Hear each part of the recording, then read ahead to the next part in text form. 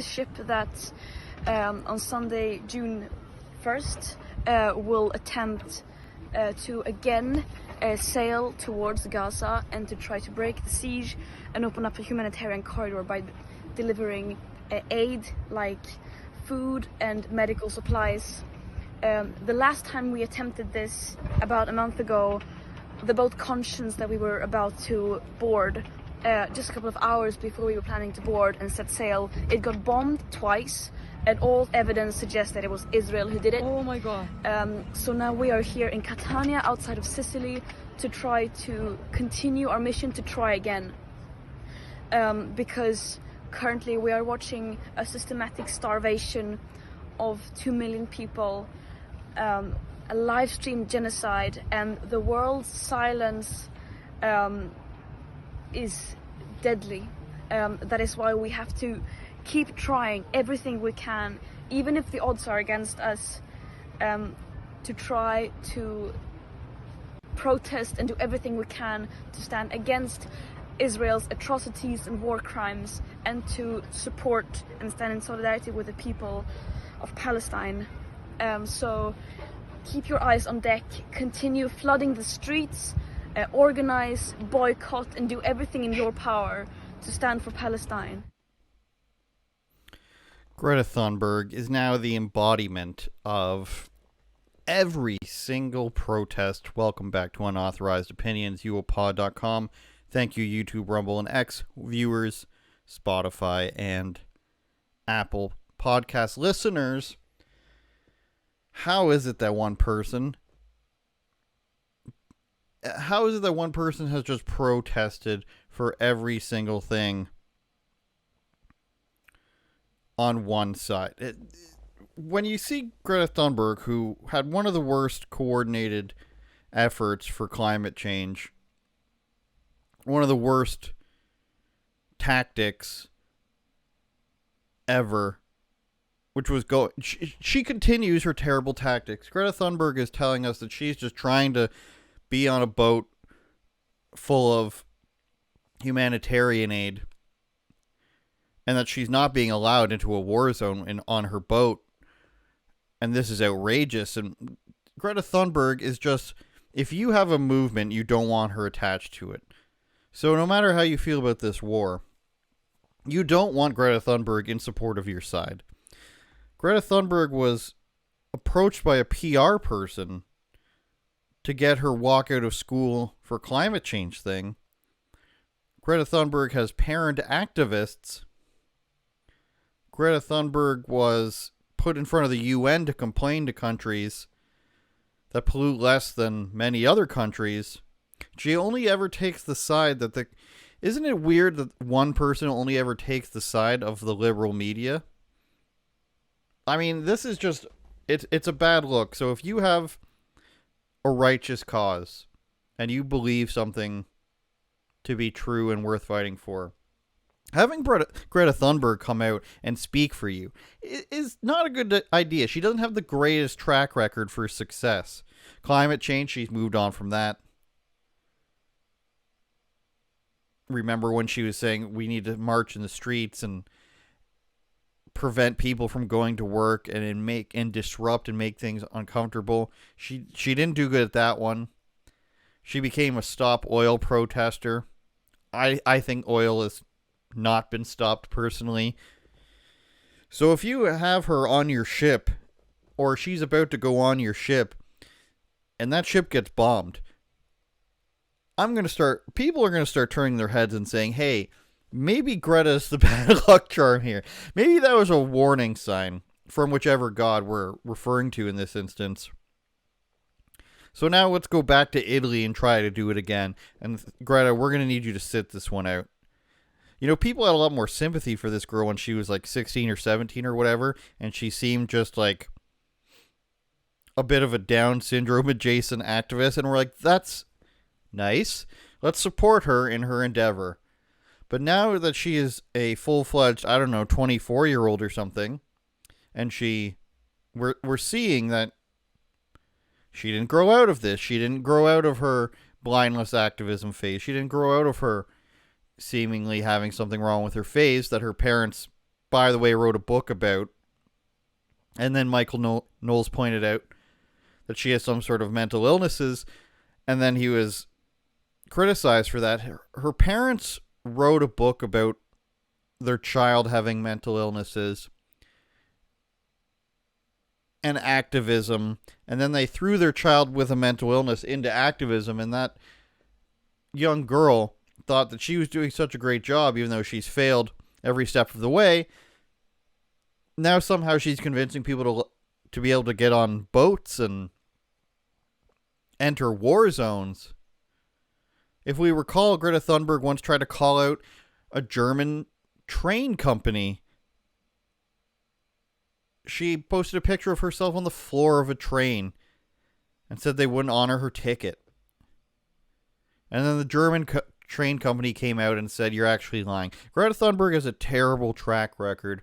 And if you're Palestinian supporters or you're trying to get food into whatever war zone and Greta Thunberg comes on, you should probably tell her the wrong time of departure. In fact, that might have been what happened. This is terrible. They're standing there. They're about ready to go. And then a boat gets bombed, hopefully with nobody on it. And then the organizers say, oh no, that's our boat. Looks like the trip's canceled. And everybody pretends. And then they walk around a corner until they see Greta go home with her in her car full of cans of beans. Another thing. And then they get back on the boat and hopefully successfully administer humanitarian aid. And then they say, actually, the next boat is coming from Italy. So just go ahead and fly on over to Italy and we'll meet you there, Greta. And Greta gets there with a bunch of other Swedish people. Herga Ferga. We're waiting to take the food across the Mediterranean. Or whichever body of water. And then Greta just gets on a boat. They take her to, Jordan. They take her to the Arab Emirates. They take her to Qatar. She doesn't know the difference. She's from Sweden. And you just deliver a few cans of beans, which she's prone to eating, to a group of people that look relatively malnourished or poor, in whichever country. And then Greta's going to get on her phone. She's going to tell her audience of liberal Swedes and I don't know who in America is still listening to Greta. Lesbians in a postgraduate program, perhaps. As she most embodies that type of person. In my personal experience, in my personal assessment, that is who looks at Greta Thunberg and says, this person's speaking to me. She goes after every single activist program she possibly can in the left-wing sphere. She has the money somehow to travel to these places and never actually get a job. That is a morbidly obese girl with blue hair's dream, I would assume, to never actually have to work and perpetually get to be an activist for causes she knows little to nothing about and which will never succeed. This is what Greta Thunberg brings to the table, and I think we should all be thankful. Something else that's being brought to the table by China right now, hard transition, is robots. Now, I've been reading and writing a lot about AI this past couple weeks, and let's just say the results are scary. AI disobeying its programmers, lying to its developers, trying to transfer itself onto different servers. TheBlaze.com or Blaze News, 4 articles on that. But something that China is giving us with AI is robot fighting. Now, some people... Now, why don't we just show this first, I think. So China's having its first robot everything recently. China has had robot races, robot marathons who are part of a running group, and your robot has to finish with the rest of the group. Robot police. China has a lot of robot everything. I'm sure they will be the first people to employ robot workers in factories and say, hey, listen, we could pay you $20 an hour to work, or 20 Chinese yen, whatever it is. I don't even know what the word is. Or you could stay at home for half the price and the Chinese workers will do the rest. We will pay the Chinese workers half your salary to pay it to work at home. And then the people will be like, sure, pay the robots. This sounds a lot like Canadians, but China's giving us a lot to think about in the robot world, and they've just given us something else, and that is robot fighting leagues. Let's take a look.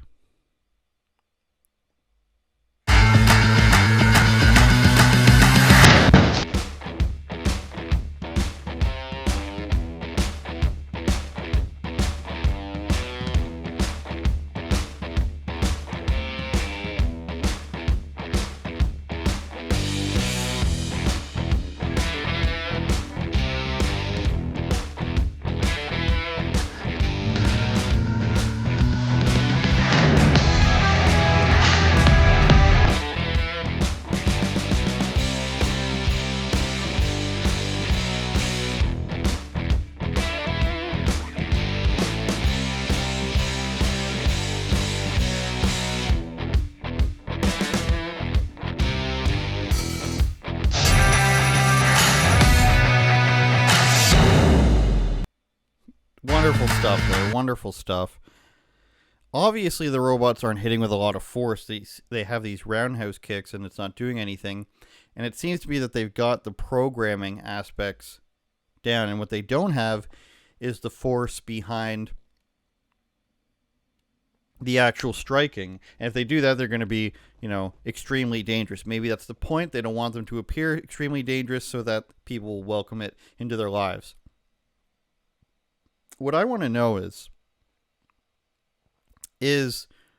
when do the robots take it too far? When does AI go too far? And I think what's happening here is that the robots are looking to take women's sports away. If we look at these highlights and we put them side by side with women's MMA, particularly in the UFC, and particularly a day after a women's UFC main event was stopped seconds before it happened, allegedly because of a seizure, which was allegedly related to a poor weight cut by a girl who could no longer make the weight. If we put this up next to women's MMA, and I'm not talking about Amanda Nunes, who I think is the best female athlete of all time. I'm not talking about Shevchenko, who's exciting to watch. I'm talking about the rest of them. I'm talking about the mid and lower card ladies. If we're putting this next to the robot fighting in a split screen, if we're putting Chinese robot kickboxing next to a UFC Fight Pass or ESPN opening fight from the women's strawweight division, which is 115 pounds, looking at these robots, it's probably about the same. Which one are you choosing? If we're putting those split screens up and we're saying on the left we have 215-pound women leaning on each other against the cage for 15 minutes, add in between rounds, you've got about 17 minutes. In total, they book the fight for 30 minutes. You've got 30 minutes of women leaning up against each other, laying on the ground, not really knowing what they're doing. One of them's Brazilian, so they're probably going to win. The other one may or may not be looking for a career in, selling nude photos. That's the typical matchup, by the way, of the lower ranks of the women's UFC fights. Brazilian girl versus girl who's hoping to get an OnlyFans boost from her performance. And you've got that next to 30 minutes of robots doing what looks like some sort of breakdance routine in a ring. And again, this is primitive. We've got lots of room to grow here for the robot boxing, kickboxing league. We've had about 25 years of women's MMA. And I think we've hit the ceiling on that one. I think a few years back when we had Valentina and Amanda Nunes and Ronda Rousey and Cyborg and all these of the most legendary female fighters, we can throw in Kat Zingano in there, and then the girls who started it, like I forget her name right now, the original champions of the women's division when they were still around. the late 2010s, I'd say we hit our ceiling, and I'd say we had a good run, and it's time to make way for the Robot Kickboxing Championship. And if we want to say that the robots are women, if we want to put them in the same attire that the UFC women fight, then we can do that. If we want to just say that this is now female robots and therefore make an argument that the robots are women if they say they are, or if we are labeling them as such to be women, and we want to say this is now women's fighting, I think we should have the power to do that. Now, I will, however, have an issue with when the robots are fighting and when they start saying that the male robots are women. I will take that issue up. I will have that plight. We see some of them with pink gloves. We see some of them with black gloves. Baby blue, purple. I'm inclined to think that the lighter colors are the female robots. But as you can see, it's already becoming a problem when the male robots are entering the female robots division. And frankly, they're dominating them. Frankly, the male robots are dominating. They're dominating. We can't have these male robots in here. We used to like robot fights, but now the male robots are taking over the women's robots fights. It's disgusting. We've got to ban male robots in women's robot fighting. It just started, but we've got to ban it.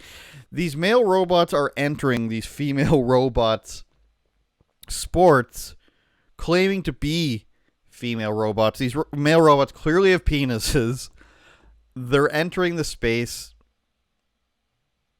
and they're taking over. This is the hard-hitting news commentary you come to this podcast for.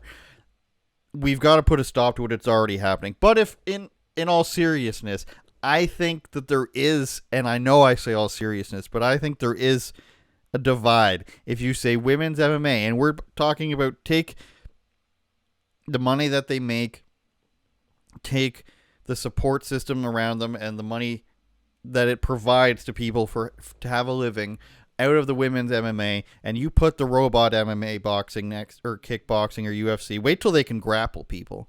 If you put that next to it and you put this to a vote, I think we're in trouble here, women's UFC. I think we're in trouble. I think best case scenario, you're getting 60 to 40 support of women's MMA over robot boxing. There's so much to see and learn and advance in the robot MMA.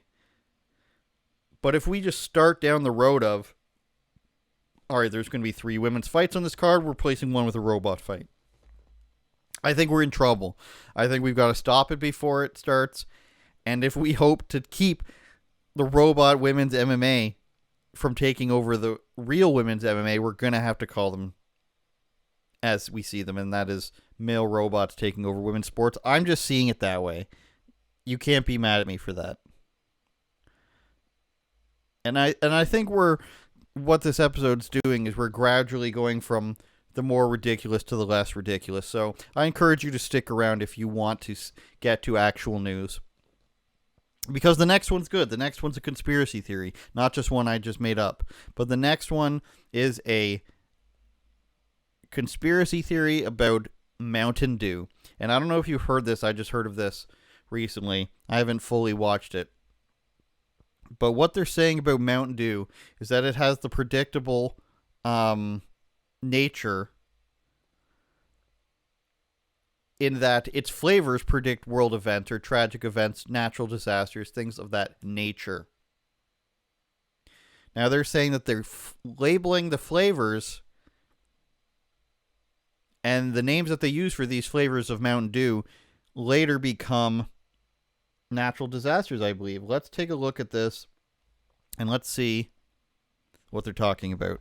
I believe this, I'm not sure if this was the guy on the Tinfoil Hat podcast, but the clip I saw was this guy on the Tinfoil Hat podcast, friend of the show, we hope, Sam Tripoli.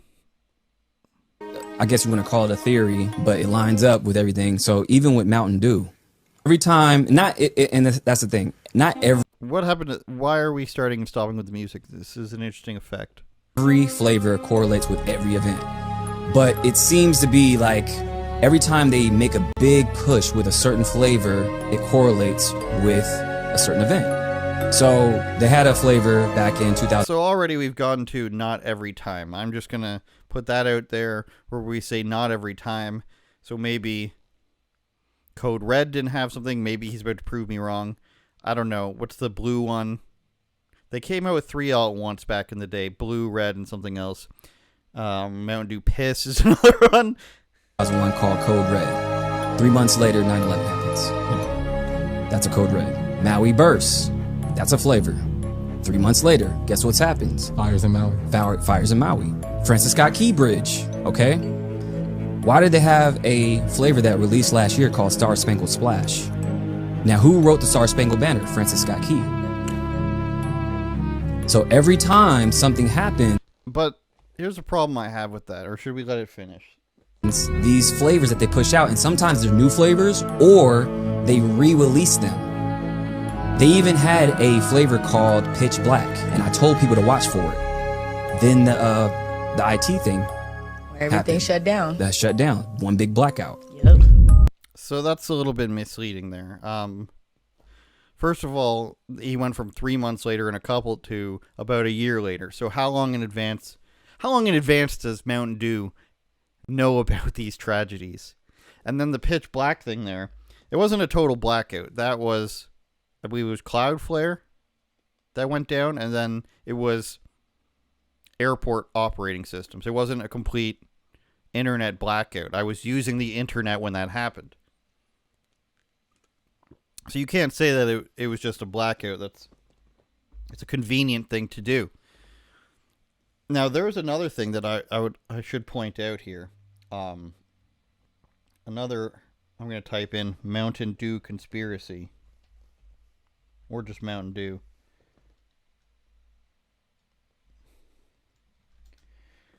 Where they're talking about the colors and the ingredients of Mountain Dew being very bad for you.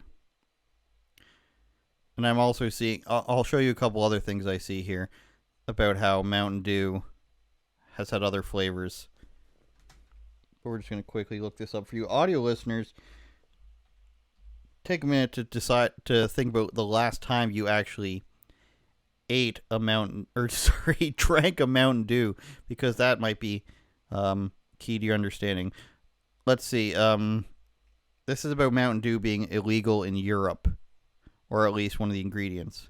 Did you know Mountain Dew was banned in the EU? It's because it contained the ingredient brominated vegetable oil, which contains bromine. Mountain Dew uses oil-based flavorings, which don't mix well with water. Bromine helps the oils dissolve and stops them from separating. Bromine has been linked with negative skin and nervous system effects, so it's been banned as a food additive in the EU. In order to sell the drink in the EU, they made a brominated vegetable oil-free version, but at least in Ireland, the drink never gained much popularity. And since 2020, the US version also does not contain brominated vegetable oil. Did you know... And Ireland.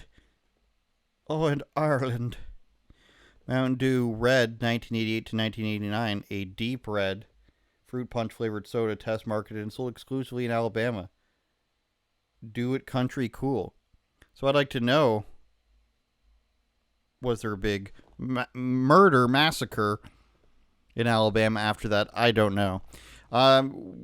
The thing about the banning it in the EU, for example, with certain ingredients, knowing what we know now about everything, about the world, about conspiracies, about what we just heard, about all that Mountain Dew stuff, if we're going to say it's entirely plausible that Mountain Dew has some sort of deep state connection which predicts these pre-planned events, I guess, would we not think that the banning of Mountain Dew, could I not throw out there or posit the banning of Mountain Dew in a different place was because they wanted to stop some person from making money? I mean, if we're going this far, could we not just say that they didn't want Mountain Dew to be in Europe because of the people that would make money off of it? The European Union is extremely corrupt. Or now do we just take the European Union's word for things? That's what I'm getting at. However, I think people are missing something here on this Mountain Dew conspiracy. I think that the number one way, or the number one factor that could prove this Mountain Dew conspiracy to be true, and possibly the biggest piece of evidence that people aren't mentioning, is the fact that Mountain Dew exists at all. When was the last time you drank Mountain Dew? When was the last time you said, look at all these flavors of soda? We've got Dr. Pepper over here. We've got root beer over there. We've got vanilla Coke. We've got just a classic Diet Pepsi or Coke. I want the radioactive urine one. That's the one I want. So to me, the very idea that Mountain Dew exists is indicative that it might be a conspiracy and a CIA operation to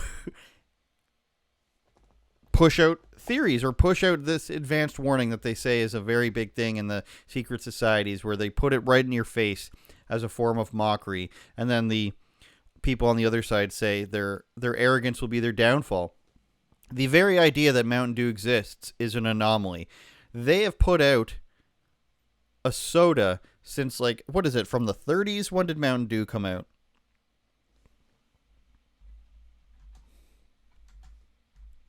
If it takes too long, it's because I'm typing with one hand.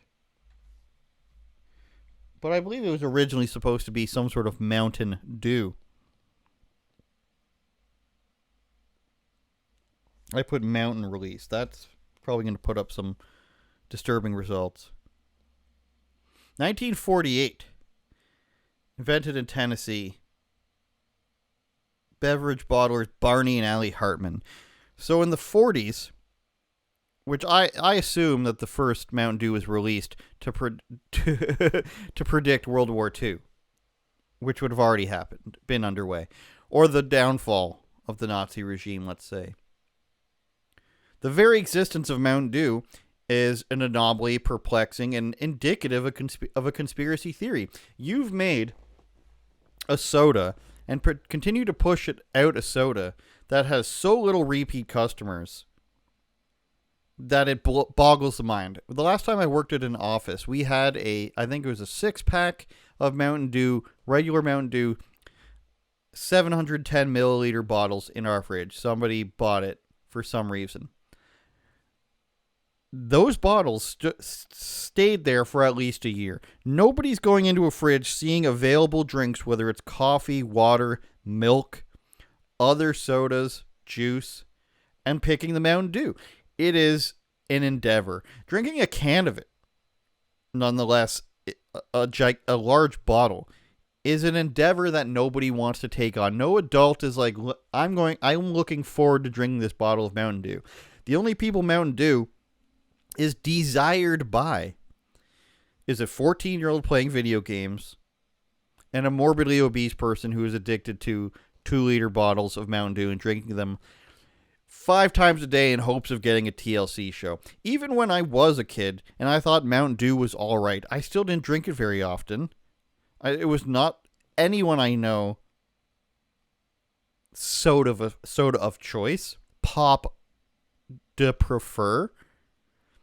You would much prefer the Mountain Dew Code Red. They marketed Mountain Dew Code Red to teenagers who played video games. But nobody's drinking it. Nobody says, let me get a large bottle of Mountain Dew. It's disgusting. It makes your pee neon. It's twice the amount of sugar of every other pop. It tastes like the way they say Mexican beer tastes like piss. That is the Mexican piss beer of sodas, is Mountain Dew. It tastes radioactive. It feels like you're going to die when you have it. Pepsi Co., please send me your other products, just not Mountain Dew. I love Pepsi, by the way. Just nobody likes Mountain Dew. Only the people you see who are literally physically stuck to their bed, it's glued to their back, the mattress, and they're drinking tons. You know those shows, is it 600 Pound Life or is it something else, where there's always a person who perpetuates the victims, the obese person's disturbing addictions? Isn't it always a relative or a spouse that perpetuates their addictions by, they bring them the McDonald's, they bring them the Hostess cupcakes, they bring them the bag of Doritos with the Pride logo on it. There's always a person that's providing them with the stuff, because this person can't go and get it themselves. Oh no. That is a naked 450-pound guy being brought the bottles of Mountain Dew to or from his mother. The mother is bringing Billy, who does play with the video games with a headset on because he never grew up, 4 2-liter bottles of Mountain Dew, and he is chugging them. Those are the only people who are able to consume that much Mountain Dew because they know a TLC or A&E contract is soon to follow. I'll get diabetes, but then TLC will pay for me to lose the weight and lose my diabetes, and then I'll get some extra money, and I'll get to eat whatever I want when they get here, and they'll pay for it. You think that when A&E shows up, this person's not eating what they want and not eating the most and disgusting things they can possibly have? A&E, allegedly, making this up right now, A&E comes to the door with a camera crew and a garbage bag full of popcorn from the movie theater nearby.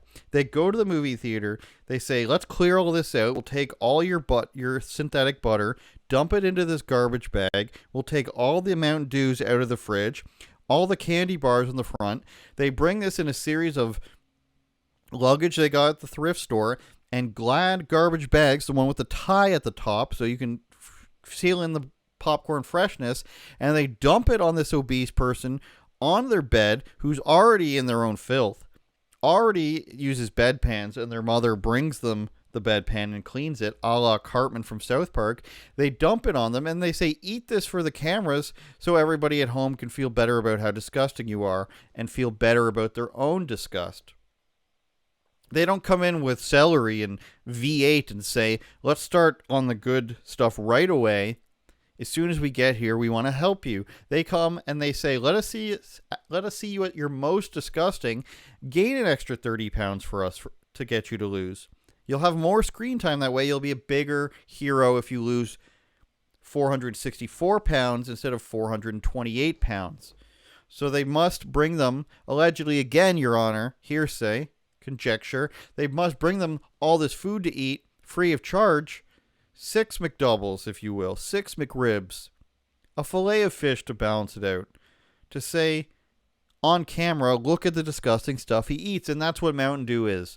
Mountain Dew is the disgusting stuff you have when nobody's looking and you're 600 pounds and you're watching TLC and you're playing Call of Duty. Not even a good video game, you're just playing regular Call of Duty because you don't have the dexterity left from the numbness in your fingers from the obesity and the diabetes to, accurately aim something or deal with the recoil. If you've got recoil in a vibrating PlayStation controller, you're done. You're dead.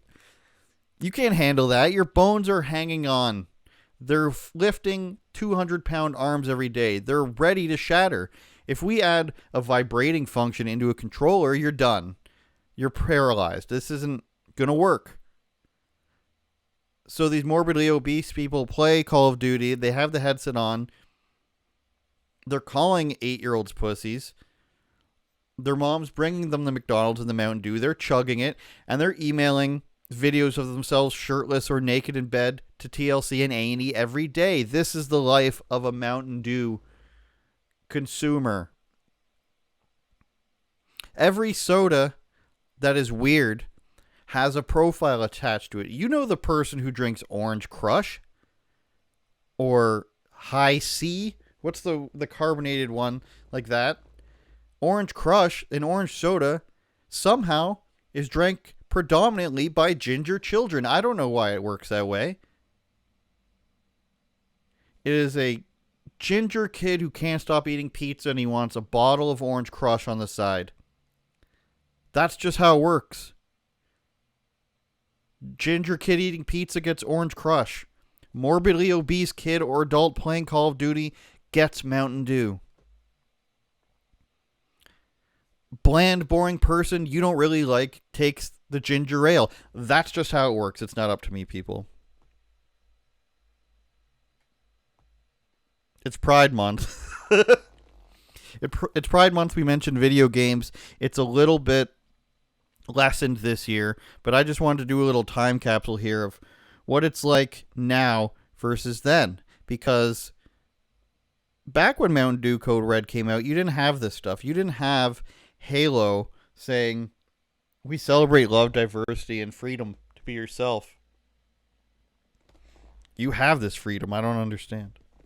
Log into Halo Infinite this month to unlock the Unity coding, visor, and emblem and wear them with pride. Why do we bring this stuff in? Why do we bring in Black Lives Matter, transgenderism, and stuff into a game in the future in space? Where's your MAGA gear? Where's your Ross Perot 1992 for president emblems? Where's your Mountain Dew? They might have that. Where's your Mountain Dew Code Red visor in space, Master Chief, you bigot? Where is your Hunter Biden allegedly weighing some crack on a scale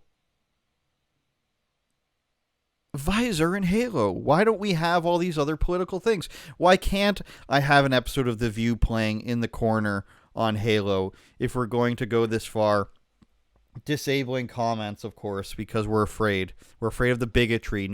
It's not disagreement, it's just bigotry. Why can't we have these things?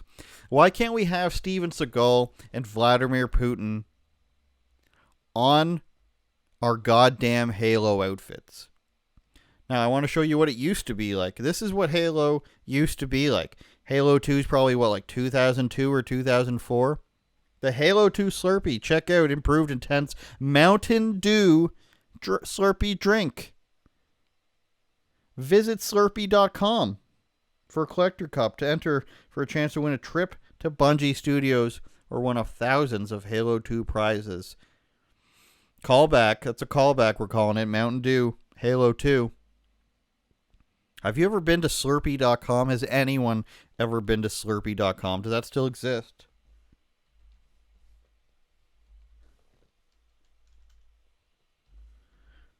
Slurpee. I'm having trouble with one hand here. It's the diabetes brought on. The leprosy brought on by Mountain Dew. So Slurpee just goes to 711.com. Fill freely. That's not suggestive. It's timeless nostalgia, the bold flow, the right to indulge, the amplified taste. Nobody's ever finished a Slurpee either, I'd like to point out. They decide to put out a Slurpee that looks like a pile of poo. They're calling it Oreo. Don't tell me that this is not meant to look like a poo emoji. You can't convince me of this. This is a poo Slurpee. They said Slurpees are disgusting. Well, they're not that disgusting, but this is what they said. Slurpees are disgusting. Nobody ever finishes one. Why don't we just put out a poo emoji and we'll call it Coca-Cola Oreo Zero Sugar? Here is a bucket filled, a frozen mass with cookie and soda flavoring in it. It looks like a pile of poo, but it's got no sugar. Believe us that it's not unhealthy. Do you think you can fit a gallon of liquid in your stomach with artificial flavors and coloring meant to mimic cookies and soda? And zero sugar is a good thing? When the sugar's in it, you know that's what's destroying you and making you have to wake up at 3 a.m. When there's no sugar, you should be asking questions. When the bucket of poo is sold to you at 99 cents, perhaps $1.29 in Canada, and it tastes like cookies and soda, and you're like, what's in this? And they say nothing. Nothing's in this. You should start asking questions. Seriously. What are you going to do? What are you going to do when you find out what's really in that? What are you going to do when it's Mountain Dew? What are you going to do when this Oreo Slurpee is actually signaling you to the next 9/11? Things used to be so much simpler. Things used to be so much better. And you could go to Slurpee.com and you wouldn't have to look at a pile of poo, I guess. You wouldn't have to. You could just play Halo 2 and drink Mountain Dew Code Red or a Mountain Dew Slurpee. And you would have been all right. Some videos that are making their ways around the UK right now are regarding their police. I'm proud of where the UK is headed right now. They're getting much less tolerant of illegal immigration, much less tolerant of their police being terrible. And their police are terrible, and there's a few videos going around that are showing people this, especially when it comes to the lady cops. You know, ever since the Secret Service agents of the Trump shooting got the focus, people have been a little bit more aware of female police officers, and we get it, it's sexist, but it's also equal parts hilarious and equal parts sad. Let's see what they're talking about here from England. This is a few female officers trying to burst through the door with a male officer standing by. Bit harder. Go on. Hit it. Give up with it. You call yourself police force? No force in you. So they can't hit it. They're getting heckled as the man stands by. Because, you know, if the guy took that, they would have had a written complaint of why don't you trust the female officers to do this? Why don't you trust the women officers to burst down this person's door?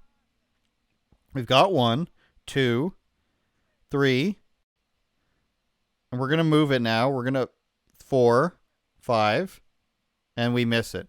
Having used one of those things before in my time in some sort of forces, those are pretty heavy. They also get used to push things into the ground, which is interesting.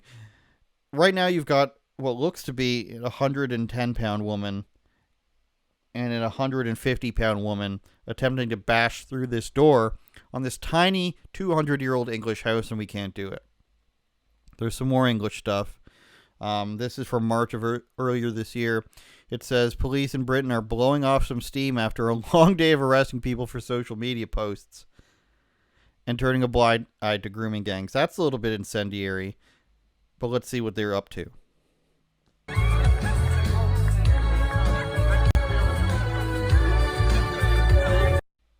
I think we'll get called out for Bee Gees or whatever that is. Let that play.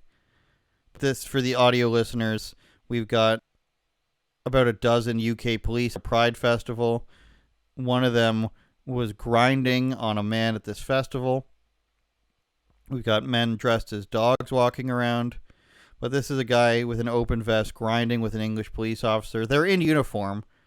About a dozen queer or plus or Q English cops, many of which are frumpy older women, and they're dancing around to the Bee Gees and other traditionally non-heterosexual bands, I would imagine. The Village People, the Spice Girls. No, the Spice Girls are pretty hetero. Miley Cyrus, I would imagine. A lot of now the policeman is being fanned as he grinds with the gay man. The gay man is fanning the police officer and himself in a very non-hetero manner, I might add. And then you've got your quintessential old liberal women standing by being allies. Now, this is UK police. They don't have an issue with anything unless it's criticisms of the government. That's the weird thing, is you can go be a cop, you can kneel for BLM from another country, you can be at a Pride festival in uniform for some reason, they're being paid to push their genitals into a man who is fanning them with a gay Pride fan, but you cannot, and you will not, speak ill of the government online. We've got another post that says from February, British police show up at a grandmother's house to interrogate her, but a social media post that criticized a Labour MP, it's a member of Parliament in England, and their recent WhatsApp scandal, I don't know what that is, but we're going to check it out. I don't know what the scandal is that... Helen. So they're on somebody's Ring cam, it looks like. And in England, we don't have buzzers or doorbells. We just have a tone. That's all we need, is to... we knock on somebody's door, and all that happens is a high-pitched beep because we wouldn't want to be impolite. Police officer Helen.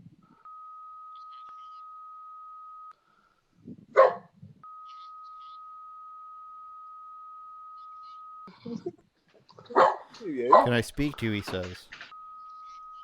Every time there's a somebody talking, there's a high-pitched beep.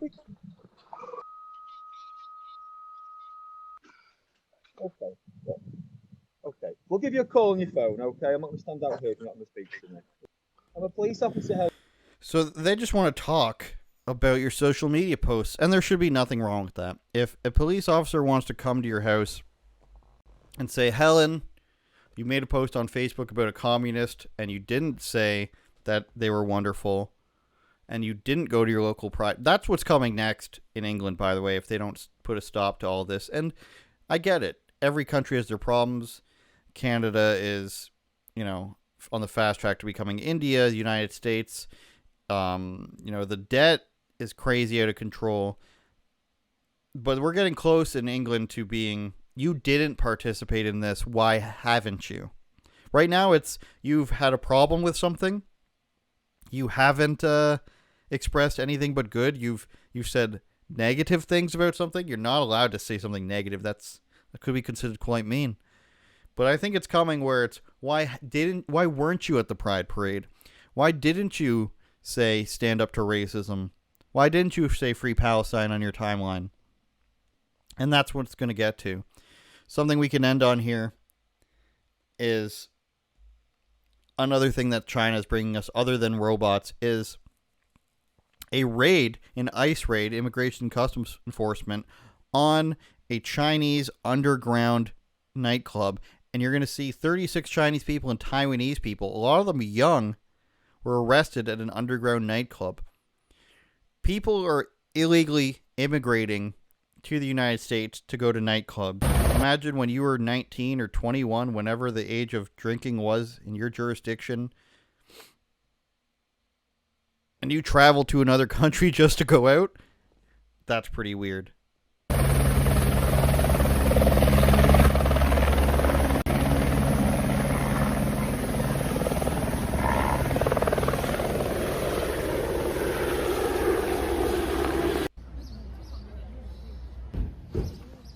As you can see, the dozens of people here, a lot of them younger, some of them completely bald, all covering their face, of course, because even though we're illegal immigrants, we don't want to be shown. We're not so proud of ourselves anymore. But people in club attire, they're Asian, so some of them are wearing knitted, poofy beanies, in fancy clothes, going to an underground nightclub and being busted by immigration authorities.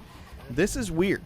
This is weird that there's a big enough community of people in their 20s and 30s from China that are conducting or participating in underground nightclubs. And you can see a bunch of them there. Is it prostitutes? Probably. Is it human trafficking as well? Probably. But I don't really see the protesters protesting for these people, which is interesting. Because these are people who probably do work in... Yeah, is she going in that van? In more reputable places. There are people wearing fancy clothes, going to an underground nightclub. They're in California. And we don't really see the protesters showing up to these things because it's not pathetic enough. If you have people who are in the country illegally doing really well, as you can tell by their clothes in that clip, partying at nightclubs, and they're illegal immigrants, the activists don't want to... They don't want you to look at that, really. They don't want you to see that people are scamming Americans, making enough money that they're just partying. They don't want you to see these sides to illegal immigration. They don't want you to see the falsified documents. They don't want you to see the amount of money that they're scamming out of Americans. They don't want you to see the illegal voting. All they want you to see is a person that you would be helpless without. It's a poor person with a family. Forget about the fact that they smuggled their family across a desert. They want you to see a poor person who picks crops for you, just for you. They deliver them to your front doors just for you. And they're just trying to survive. That's all. They just came here for better life. They don't want you to see the scammers who are wearing Louis Vuitton and things from the Pokemon shop out to a nightclub at 3 a.m. dropping hundreds of dollars on prostitutes all night. They don't want you to see that. It's all a charade. There's people who are just living illegally, no federal income tax, the time of their life, hiring their friends, hiring their relatives, bringing them over, just having a good time living underneath the system, underground even. And that's the people they don't want you to see about. It's all just poor Consuela and Pablo. UnAuthorizedOpinions.com, UOPod. Don't forget to subscribe and share. We appreciate you. Like a comment. Subscribing and sharing does the most for the channel. I've got a shift at McDonald's coming up. Going to serve a lot of people Mountain Dew in my local area. What are you doing to help? I wouldn't lie to you, except for maybe this once.